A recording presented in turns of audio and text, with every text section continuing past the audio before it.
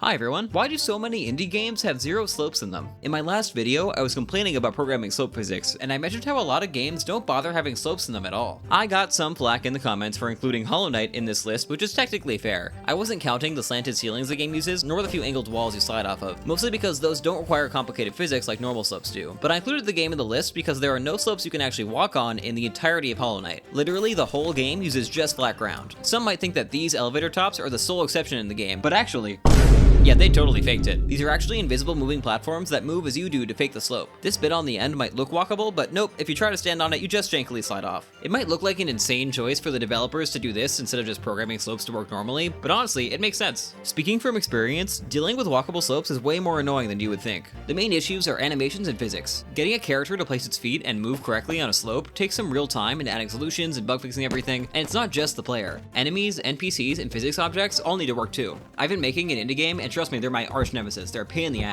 Wishlist Inverted Journey on Steam, by the way. Hollow Knight has over 150 enemies in it. Having to program and animate all those interactions with slopes would have taken forever, so it was probably a good call to just not do that and leave the game with just flat ground. And to be fair, it's not like the game really needs walkable slopes. A lesser game might look blocky or flat without any slopes to break up its environments, but Hollow Knight still manages a natural look by using a ton of those slanted ceilings and the rare angled wall, which are way easier to implement than anything walkable. There's also a ton of slopes and round shapes in the backgrounds and foregrounds of the game, and there's a lot of places where spikes cover what would normally be a slope, so the player can't try and walk on it. If you ever wondered why all the elevators and rooftops in the City of Tears are covered in spikes, this is why. All of these solutions are way quicker to make than walkable slopes and fix the blockiness issue without so much work.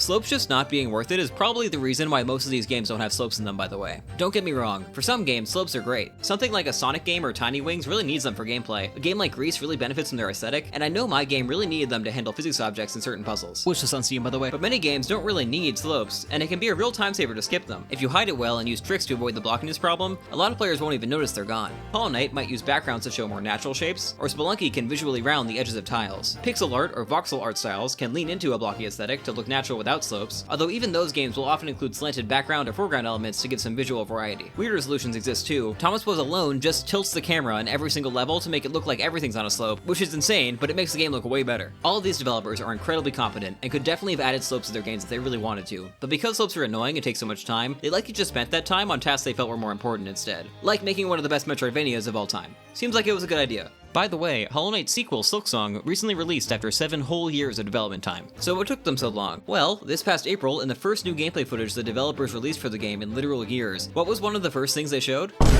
That's right, it was slopes. Am I saying that slopes are the reason why this game took 7 years to make? Okay, definitely not, but it would have been funny.